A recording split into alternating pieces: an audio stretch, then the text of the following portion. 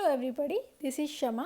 सो आज का जो वीडियो का टॉपिक है वो है ऑडिटर, साथ में उसके कैरेक्टरिस्टिक्स एंड फंक्शंस को भी डिस्कस करने वाले हैं। तो सबसे पहले मैं आम भाषा में आपको बता देती हूँ कि ऑडिटर कौन होते हैं, जो ऑडिटिंग करते हैं। ठीक है, अब आप बोलोगे मैम कैसा आंसर था, हमें पता है तो ऑडिटिंग करते हैं। तो जब वो ऑडिटिंग करते हैं तो उस ऑडिटिंग के अंदर वो क्या काम करते हैं। ऑडिटर एक फाइनेंस प्रोफेशनल्स होते हैं जो कि रिव्यू करते हैं कि जो कंपनी की फाइनेंशियल स्टेटमेंट्स हैं या जो उनका इंटरनल प्रोसेस ऑफ कंपनी है या फिर जो कंपनी की ट्रांजैक्शंस हैं वो कितनी एक्यूरेट हैं और क्या वो कंप्लीट है या फिर नहीं कंप्लीट है। जो कंपनी की फाइनेंशियल स्टेटमेंट्स बनी हुई हैं क्या वो जनरली एक्सेप्टेड अकाउंटिंग प्रिंसिपल्स को फॉलो करते हैं या नहीं करते। ऑडिटर का ये काम होता है, वो इन सब चीज़ों को रिव्यू करता है और एंड में अपनी एक रिपोर्ट तैयार करता है। अब यहाँ से ऑडिटर का मीनिंग पढ़ते हैं। An auditor is an independent professional appointed to examine and verify the financial information of an entity to ensure its accuracy and complies with applicable standards। जो ऑडिटर होते हैं वो इंडिपेंडेंट प्रोफेशनल्स होते हैं, वो किसी पे डिपेंडेंट नहीं होते हैं, उनका जो डिसीजन होता है वो किसी से इन्फ्लुएंस नहीं होता है, उनको इंडिपेंडेंटली ही अपॉइंट किया जाता है ताकि जो उनका डिसीजन है, जो उनकी रिपोर्ट है वो फेयर हो, ठीक है, एक्यूरेट हो, किसी के फेवर में ना हो, जो जेन्युइन है वही वो अपने रिपोर्ट के अंदर बताएं। ऑडिटर अपॉइंट किए जाते हैं to examine and verify the financial information of the entity to ensure its accuracy and compliance with applicable standards. Financial information को वेरीफाई करने के लिए, उसको एग्जामाइन करने के लिए ऑडिटर्स को अपॉइंट किया जाता है ताकि ऑडिटर ये इंश्योर कर सके कि जो भी फाइनेंशियल इंफॉर्मेशन है कंपनी के, जो फाइनेंशियल रिकॉर्ड्स है, उनकी रिपोर्ट्स है, फाइनेंशियल स्टेटमेंट्स हैं, क्या वो एक्यूरेट हैं और क्या वो जो स्टैंडर्ड एप्लीकेबल होते हैं उनके अकॉर्डिंग वो बनाए गए हैं या नहीं बनाए गए। तो ये था ऑडिटर का मीनिंग। अगर आपको स्टिल अभी ऑडिटर का मीनिंग क्लियर नहीं हुआ है तो इसके कैरेक्टरिस्टिक्स को पढ़ते हैं, आपको और अच्छे से क्लियर हो जाएगा। अब आते हैं कैरेक्टरिस्टिक्स ऑफ ऑडिटर। सबसे पहला आता है independence. Auditor must be maintain independence to provide unbiased and objective assessment free from any influence that could compromise their judgment. जो ऑडिटर्स होते हैं वो इंडिपेंडेंट होते हैं, वो किसी के ऊपर डिपेंडेंट नहीं होते हैं, उनका जो जजमेंट होता है वो अनबाइज होता है और जिस ऑब्जेक्टिव, जिस पर्पस के लिए उनको अपॉइंट किया जाता है वो अपने उसी ऑब्जेक्टिव के थ्रू ही असेसमेंट करते हैं। उनका जो डिसीजन होता है वो किसी से भी इन्फ्लुएंस नहीं होता है और वो बिल्कुल फेयर जजमेंट देते हैं। दूसरा कैरेक्टरिस्टिक्स आता है integrity. Auditors are expected to be honest, ethical and transparent in their conduct. Integrity is crucial to maintaining the trust of stakeholder। देखो जो ऑडिटर होते हैं उनका एक खासियत होती है कि वो अपने काम में ऑनेस्ट होते हैं, एथिकल होते हैं और वो अपने काम में ट्रांसपेरेंसी मेंटेन करके रखते हैं कि जो भी वो काम कर रहे हैं वो अपने स्टैंडर्ड्स, अपने रूल्स को फॉलो करते हुए कर रहे हैं। वो किसी भी पर्टिकुलर कंपनी को या फिर पर्टिकुलर पर्सन को फेवर नहीं कर रहे हैं, जो भी वो काम कर रहे हैं वो ऑनेस्ट होकर कर रहे हैं, जिससे क्या होता है कि जो स्टेक होल्डर्स होते हैं उनके अंदर ट्रस्ट बिल्ड होता है कि स्टेक होल्डर्स को ये लगता है कि वो एक बिल्कुल ऑनेस्ट तरीके से अपना काम कर रहा है और हम उसके काम को ट्रस्ट कर सकते हैं। तीसरा फीचर आता है प्रोफेशनल कॉम्पिटेंस।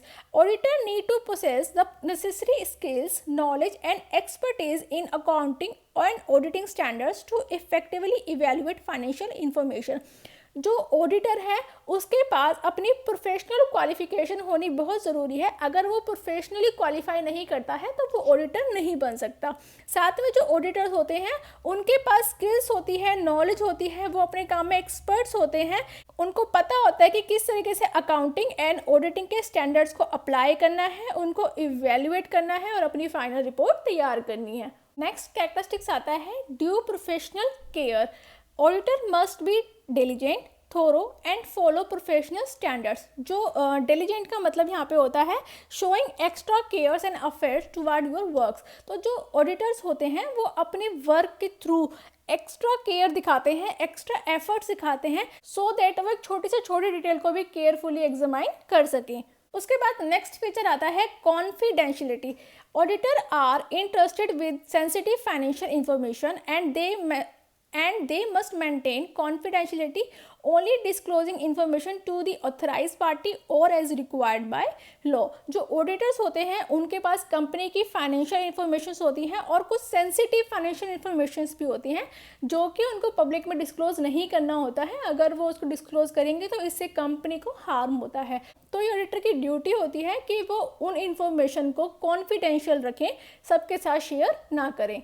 नेक्स्ट कैरेक्टरिस्टिक्स है objectivity. Auditor should approach their work objectivities, avoid conflicts of interest and ensuring that their opinion are not influenced by personal और external factors। जो ऑडिटर्स होते हैं उनको ये ध्यान में रखना चाहिए कि वो जिस ऑब्जेक्ट के लिए उनको अपॉइंट किया गया है वो अपने उस ऑब्जेक्ट पे फोकस करें, किसी के साथ बेकार में कॉन्फ्लिक्ट्स ना करें और ये इंश्योर करें कि जो उनका जो ओपिनियन है वो किसी के द्वारा इन्फ्लुएंस नहीं है, ना तो पर्सनली ना ही एक्सटर्नल फैक्टर्स के द्वारा। उनका जो ऑब्जेक्ट है उसके अकॉर्डिंग ही उन्होंने ऑडिटिंग करी है और अपनी फाइनल रिपोर्ट तैयार करी है। नेक्स्ट फीचर है attention to details. Auditor pay meticulous attention to details to ensure accuracy in their examination of financial records and transaction. Meticulous का मतलब होता है ग्रेटेस्ट। ऑडिटर अपनी ग्रेट अटेंशन देता है to every detail to ensure the accuracy in their examination, कि वो जो एग्जामिनेशन कर रहा है वो बिल्कुल एक्यूरेट होना चाहिए, उससे कोई गलती ना हो। जितनी भी वो फाइनेंशियल रिकॉर्ड्स एंड ट्रांजैक्शन को एग्जामिन करेगा उनके अंदर वो पूरी एक्यूरेसी प्रोवाइड करा सके। नेक्स्ट फीचर है continual professional development. Auditor should engage in continuous learning and professional development to stay updated on changes in auditing standards, regulations and industries practice। जो ऑडिटर होते हैं वो एक बार ही अपनी क्वालिफिकेशन या डिग्री लेके ही नहीं बैठ जाते हैं, उनको टाइम टू टाइम अपने प्रोफेशनल डेवलपमेंट करनी होती है, उनको कॉन्टिन्यूस लर्निंग करनी होती है कि अब कोई नया अपडेट आया है, कोई नया चेंज आया है, तो उसके साथ साथ ही उनको वो अपडेट अपने आप में लाना होता है। उनको ये भी अपडेट रखना पड़ता है कि ऑडिटिंग स्टैंडर्ड्स के अंदर क्या चेंज आए हैं, रेगुलेशंस के अंदर क्या चेंज आए हैं और इंडस्ट्री प्रैक्टिसेस के अंदर क्या चेंज आए हैं, सो दैट जब वो अपना वर्क परफॉर्म करेंगे, अपनी ऑडिटिंग परफॉर्म करेंगे, वो लेटेस्ट स्टैंडर्ड्स और रूल्स के हिसाब से परफॉर्म कर सके।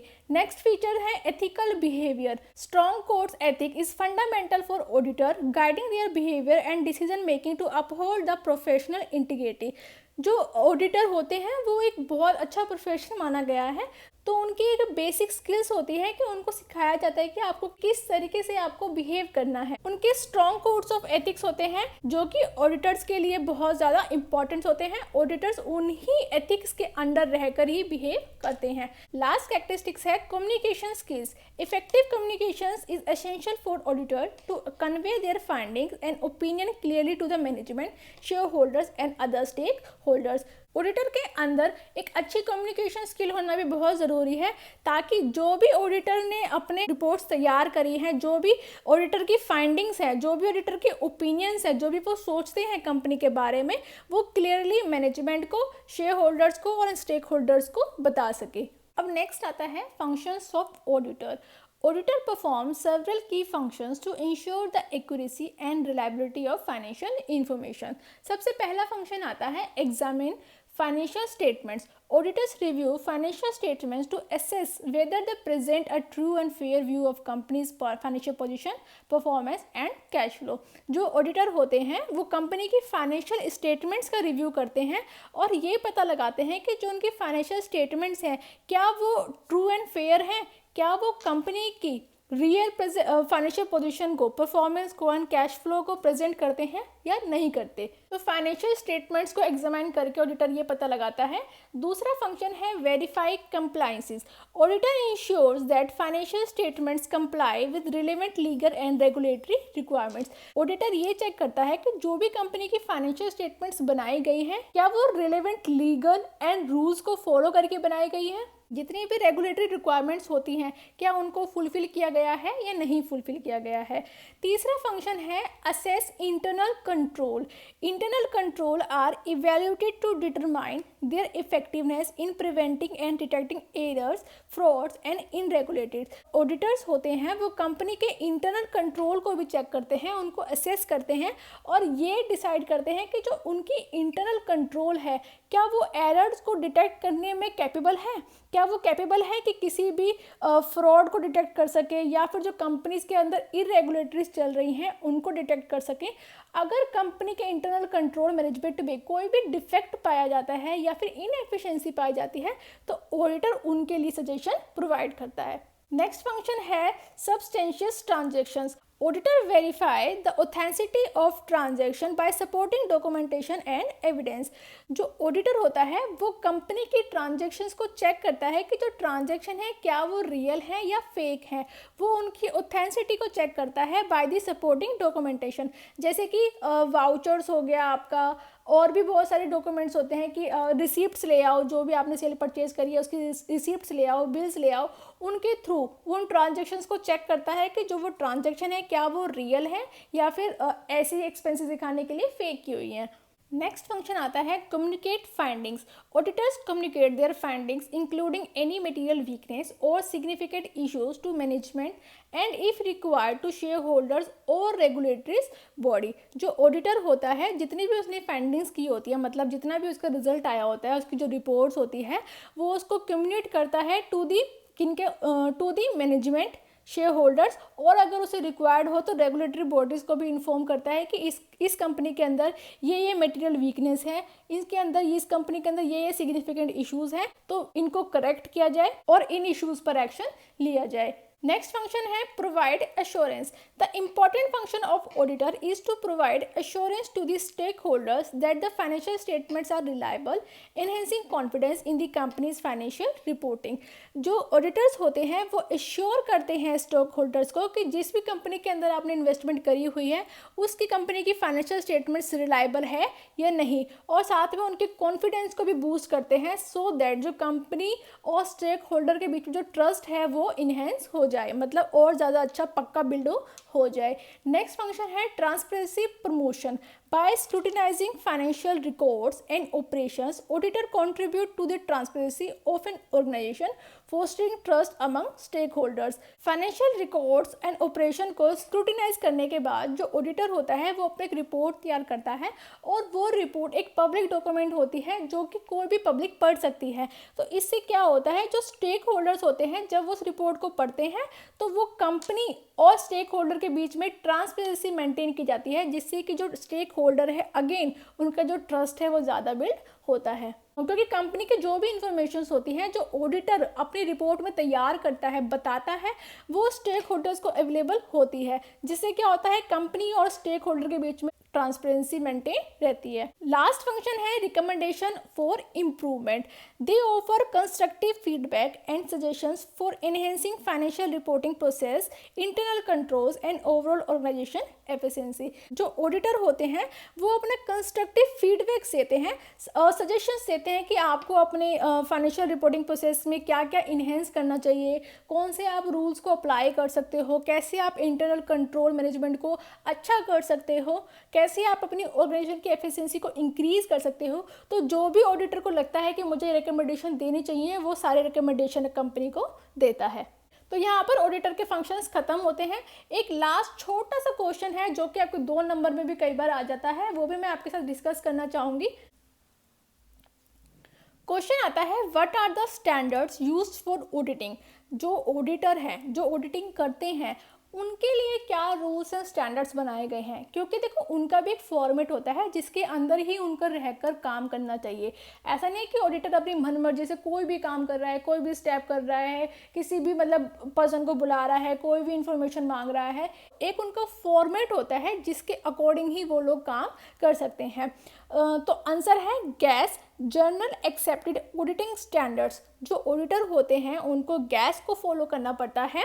गैस क्या होता है, are a set of systematic guidelines used by the auditor when conducting audit of the companies financial records. ये गाइडलाइंस होती हैं जो कि ऑडिटर को फॉलो करनी पड़ती हैं while conducting auditing. GAS helps to ensure the accuracy, consistency and variability of auditor's actions and report। जैसे कि ऑडिटर ये देखता है कि जो कंपनी की फाइनेंशियल रिपोर्ट्स हैं, कंपनी की फाइनेंशियल इंफॉर्मेशन है, वो ट्रू है या नहीं है, एक्यूरेट है या नहीं है। उसी तरीके से आप ऑडिटर की रिपोर्ट को भी चेक कर सकते हो कि जो ऑडिटर ने रिपोर्ट बनाई है क्या वो अपने गाइडलाइंस के हिसाब से बनाई है या नहीं बनाई है। जो उसकी रिपोर्ट है क्या वो एक्यूरेट है, कंसिस्टेंस है या नहीं है। जो भी उसके एक्शंस हैं क्या वो ये एक्शंस ले सकता था या नहीं ले सकता था। ठीक है। The final judgement of audit report can be either qualified और अनक्वालिफाइड। अगर उसकी फाइनल रिपोर्ट में कोई भी मतलब कमी पाई जाती है कि फॉर एग्जांपल उसने कोई एक ऐसा एक्शन ले लिया जो कि वो नहीं ले सकता था, उसकी पावर से बाहर था और उसने वो एक्शन ले लिया और फिर उसने अपनी ऑडिट रिपोर्ट बनाई, तो वो ऑडिट रिपोर्ट अनक्वालिफाई भी हो सकती है। तो ये था टॉपिक कि जो ऑडिटर होते हैं उनके लिए भी जनरल एक्सेप्टेड ऑडिटिंग स्टैंडर्ड्स बनाए होते हैं जिनके अंदर रहकर ही उनको काम करना पड़ता है। तो यहाँ पर हमारा टॉपिक ख़त्म होता है। आई होप आपको टॉपिक समझ आया होगा। अगर आपको पसंद आए तो इस वीडियो को लाइक ज़रूर करना, साथ में चैनल को सब्सक्राइब ज़रूर करना। Thank you for watching.